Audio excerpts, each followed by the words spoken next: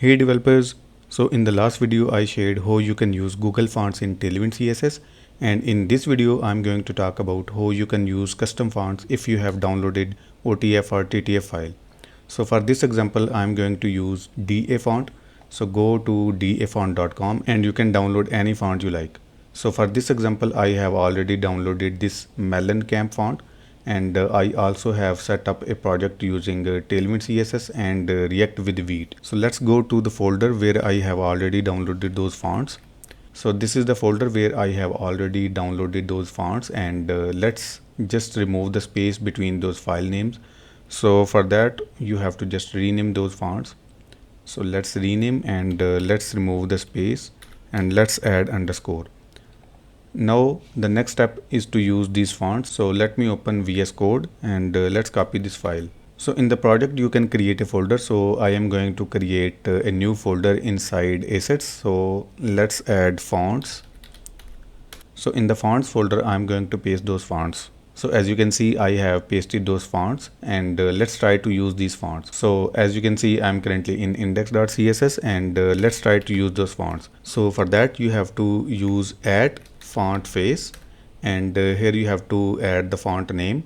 So Melon Camp, and font style normal, and font weight let's go with 400, and for the URL you have to mention the path. So it's inside assets, it's inside fonts, and it's Melon Camp OTF, and also you have to write the format name. So because we are using OTF, so our format is open type.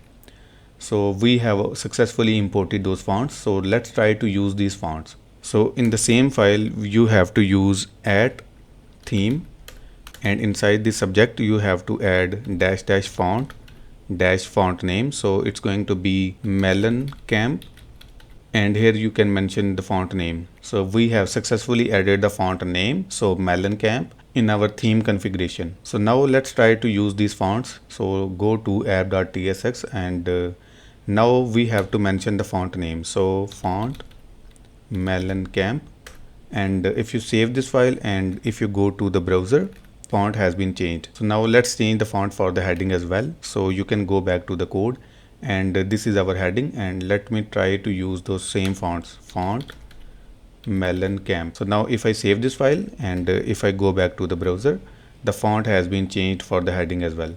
So this is the simple solution to use custom fonts in Tailwind CSS. So you can import those fonts with this simple code, and then you have to add the font name in the theme configuration. So this was the quick method that I wanted to show you to use custom fonts.